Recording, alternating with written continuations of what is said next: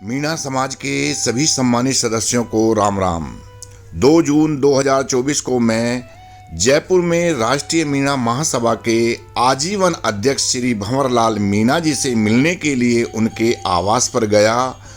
उन्होंने सेवानिवृत्ति के बाद समाज सेवा का प्रण लिया और पति पत्नी दोनों ही समाज सेवा में सेवारत रहे। तो मैंने उनसे मिलना उचित समझा, क्योंकि आजकल उनकी तबीयत जो है वो ठीक नहीं है। वो बिस्तर पर हैं और वे अपना कार्य जो है बिस्तर पर लेटे हुए ही कर रहे हैं और समाज को दिशा दे रहे हैं। दोस्तों, मैंने वहां पर जा कर के श्री भंवरलाल जी से मुलाकात की, उनसे बातचीत की और समाज के विभिन्न मुद्दों पर उनसे बातचीत की और उन्होंने समाज के लिए अपना जो जीवन है वो समर्पण कर दिया। तो आज हम समाज के लिए मैंने उचित समझा कि मैं उनसे कुछ बातचीत करूं और उस आप लोगों तक पहुंचाऊं। तो उनका जो प्रारंभिक जीवन था उसके संबंध में मैंने उनसे बातचीत की, तो उन्होंने जो कुछ मुझे बताया, आइए आज मैं आपको वह बातचीत सुनवाता हूं, ताकि आप भी उनसे प्रेरणा लें और समाज कार्यों में बढ़ चढ़ कर के हिस्सा लें। आइए मुलाकात करते हैं श्री भंवरलाल मीणा जी से, जो आजीवन अध्यक्ष हैं। साहब नमस्कार। नमस्कार साहब, मैं मेरठ से आया था और आपके बारे में काफ़ी कुछ सुना, और समाज जो है हमारा उत्तर प्रदेश का वो आपकी आवाज़ सुनने के लिए और आपके विचारों को जानने के लिए बड़ा उत्सुक रहता है। तो मैं आज यहाँ जयपुर में आया तो आपसे मैं बात करना चाहूँगा। आप मुझे अपना परिचय, क्योंकि आपका परिचय जो है हमारे जो बच्चे हैं, युवा हैं, उनको मोटिवेट करेगा। तो आप ज़रूर मुझे अपना परिचय दीजिएगा पहले, और फिर मैं आगे बात करता हूँ। पहली बात तो ये है, आपका बहुत बहुत स्वागत, और आपके साथ ही आपके उत्तर प्रदेश मीणा समाज का मैं अभिनंदन करता हूँ। जहाँ तक मेरे परिचय का सवाल है, मैं राजस्थान के सीकर ज़िले का रहने वाला हूँ, खाटू श्याम जी के पास का। और मेरे पिताजी सुरजाराम जी लाबिया के नाम से, लाबिया गांव है, से फेमस थे। उन्होंने स्वतंत्रता संग्राम में भाग लिया था और मैं बचपन में उनके साथ में सभा सम्मेलनों में जाया करता था, और उसकी वजह से मुझे समाज सेवा का भाव मेरे मन में जन्म लिया। और मैं बाद में जब 57 में हाई स्कूल पास करके कॉलेज एजुकेशन के लिए जयपुर आया, तो मैं यहाँ लक्ष्मीनारायण जी दरबार से मिला, जो स्वतंत्रता सेनानी थे, और वो 103 वर्ष की आयु के बाद में अभी कुछ वर्षों पहले उनका निधन हो गया। उनका सानिध्य मुझे 65 साल तक मिला। मैं 6 साल पढ़ा यहाँ 11th से लेकर MA तक, तो 6 साल में लगातार उनसे संपर्क में रहा। वो मेरे को जितने भी बड़े बड़े आदमी थे, आपने काका कालेलकर का नाम सुना होगा, उनसे भी मिलाया जी, जयप्रकाश नारायण से भी मिलाया, और बहुत बड़े बड़े आदमियों से मिलाया था।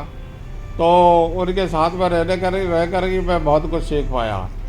और उसके बाद में मैं 63 में MA पास करके पॉलिटिकल साइंस में मैं भारत सरकार के गुप्तचर ब्यूरो में अधिकारी के रूप में सेलेक्ट होकर के वहाँ नौकरी में चला गया। और फिर पूरे देश में कई जिलों में, कई प्रांतों में मैं रहा, और वहाँ भी मैंने जहाँ भी रहा समाज का काम भी चालू रखा। और उसके अलावा जो मेरी ड्यूटी से संबंधित मामले थे उसमें मैंने कोई कसर नहीं छोड़ी। उसमें तो मुझे इसलिए 4 तो मेडल मिले, जो मेरी किताब में लिखे हुए हैं, भारतीय पुलिस मेडल सहित तो मुझे 4 मेडल मिले। और मेरी सर्विस में मेरे चीफ के 7 हाई कमेंडेशन मिले हैं। और ऐसा कहते थे, जिस दिन मैं रिटायर हुआ उस दिन इंटेलिजेंस ब्यूरो में नीचे लेकर ऊपर तक इतने अवार्ड रिवार्ड किसी के पास नहीं थे। तो मैंने कुछ ऐसे काम अंजाम मेरे हाथ से हुए जो कभी हुए नहीं थे और आगे भी शायद नहीं होंगे। वो थोड़ी गुप्त बात है, मैं नहीं कहना चाहूँगा, लेकिन वो पंजाब में जो है टेररिज्म का मामला था, उससे संबंधित थे। और उस संबंध में मेरे हाथ से बड़े ऐसे काम हुए जो रिकॉर्ड बना, और उसी की वजह से मुझे इतने अवार्ड और रिवार्ड मिले। और उसके बाद में मैं 58 साल की उम्र में 31 अक्टूबर 1996 को रिटायर हो गया।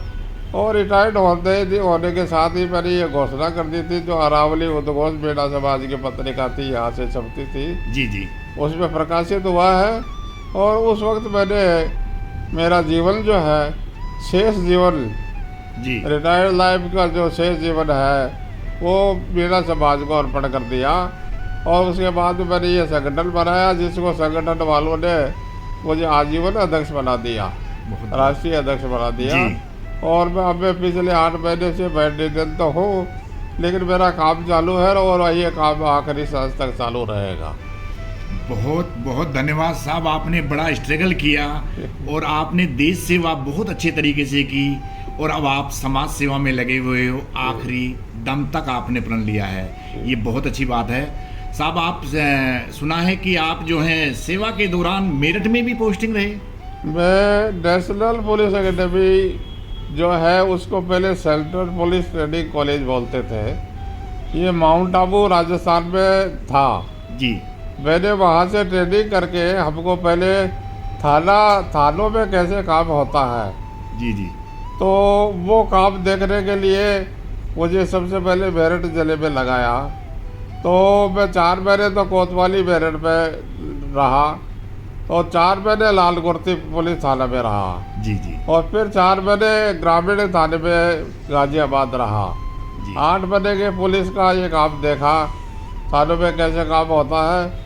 और उसके बाद में मुझे लखनऊ जो स्टेट CID में इंटेलिजेंस में कैसे काम होता है, उसके लिए 8 महीने के लिए मैं लखनऊ भेजा गया। बहुत लखनऊ के बाद में जी दिल्ली आकर के मेरी जो IB की ट्रेनिंग है, जो फॉर्मल ट्रेनिंग IB की इंटेलिजेंस ब्यूरो की होनी चाहिए, वो उसके बाद में शुरू हुई है।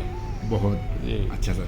सर सुना आपके पास में उत्तर प्रदेश से, सुना है कि भगोल से भी कुछ लोग आए थे, तो वो कौन लोग आए थे, उनके बारे में थोड़ा बताइए, ताकि जब मैंने राष्ट्रीय मीणा महासभा 1997 में बनाई, जी तो इसका प्रचार हुआ, हमने अच्छी तरीके से काम किया, इसका प्रचार हुआ।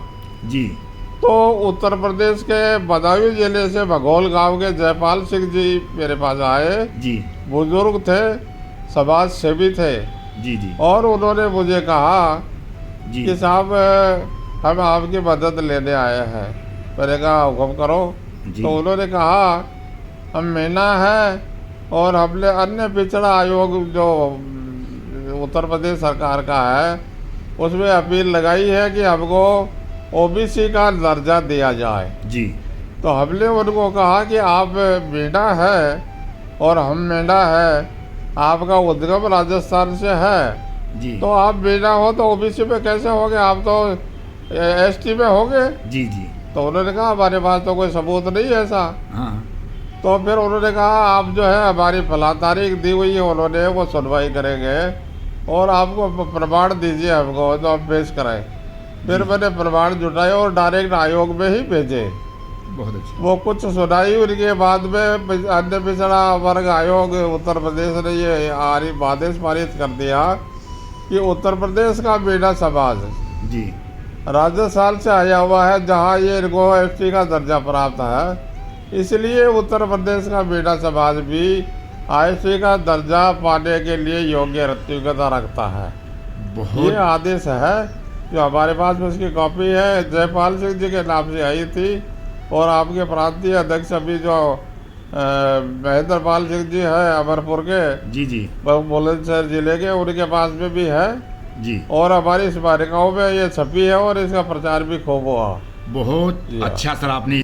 दोस्तों, आपने राष्ट्रीय मीणा महासभा के आजीवन अध्यक्ष श्री भंवरलाल मीणा जी से उनका परिचय जाना। दोस्तों, वो समाज सेवा के कार्यों में जो सबसे अधिक प्रभावित हुए वे काका कालेलकर से प्रभावित हुए उनसे ये मिले भी, और साथ ही लक्ष्मी नारायण झरवाल जी से भी ये मिले और उनसे भी ये प्रभावित हुए। और सेवा दौरान की बात है ये, जब ये इनसे मिले थे और उसके बाद सेवानिवृत्ति के बाद इन्होंने समाज सेवा के लिए राष्ट्रीय मीणा महासभा का गठन किया। आज अस्वस्थ हैं। हम ईश्वर से प्रार्थना करते हैं कि श्री भंवर लाल मीणा जी जल्दी स्वस्थ हों और वे फिर समाज के कार्यों में संलग्नित हो। इस वीडियो को बनाने का मेरा मकसद यही है कि आप सब लोग, समाज के लोग प्रेरणा लें इनसे और आगे बढ़ें। मुझे उम्मीद है कि मेरा ये वीडियो आपको ज़रूर पसंद आया होगा। तो आपसे अनुरोध है कि आप मेरे चैनल कैप्टन स्नेहा 126 को लाइक, शेयर और सब्सक्राइब ज़रूर करें। आपने वीडियो को बड़े गौर से देखा, इसके लिए आप सभी का बहुत बहुत धन्यवाद।